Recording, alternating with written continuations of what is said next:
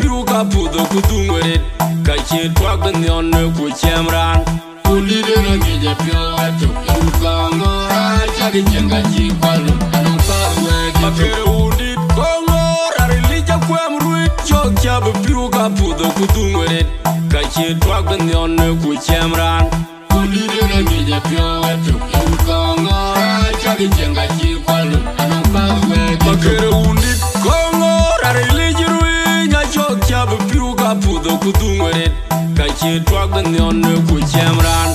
Uli de no ngeje pio eto Ukangora chagi chenga chikwalu Anumpa uwe geto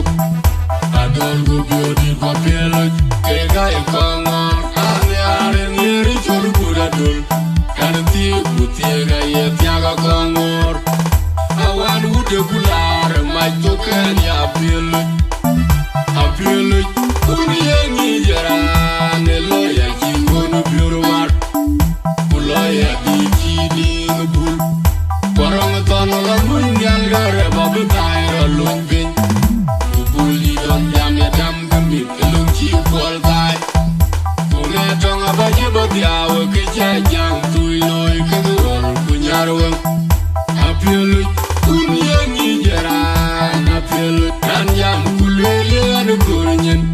Nanga biuru konya jang kiyen apielu Kan jam kulwele Balengo ding Make binyonga ding Kiyen apielu Kan jam kulwele anu pano biur Nong biura kwere jam kegara ngabo biur Kiyen apielu Pana lege numbi Nonga tema gwangu kuma ayul Lebaga pani yot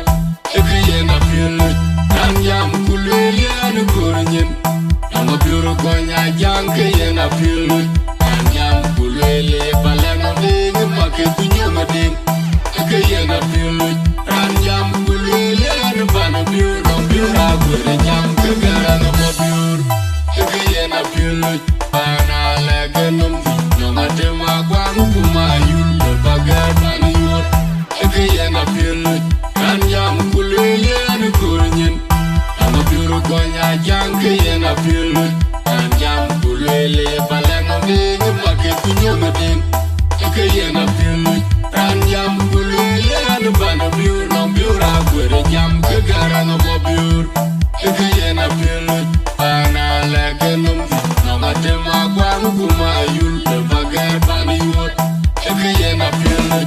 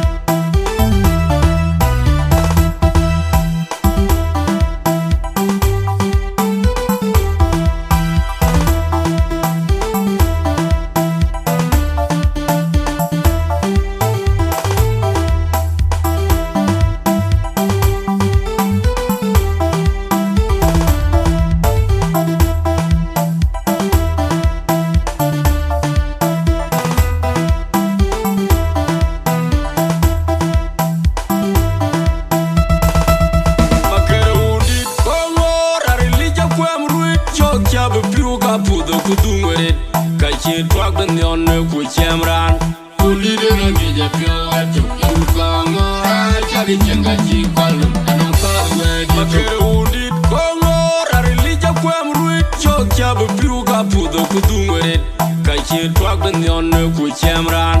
Uli de no ngeje pio eto Ukangora chagi chenga chi kwalu anong pathwe Makere undit kongor arilijiru nya chok chabu piru ka pudo kudungweret Kache twag the nyon ku chamran Ulidi rangi je pyo etuk Ingu kongo chagi chenga chi kwalu anong pathwe dituk Adol gu bioti kwa pieluk Kega e kongo Ane are ngiri choru kudadul Kanati kutiega ye tiaga kongor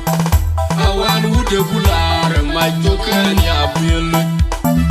Apieluk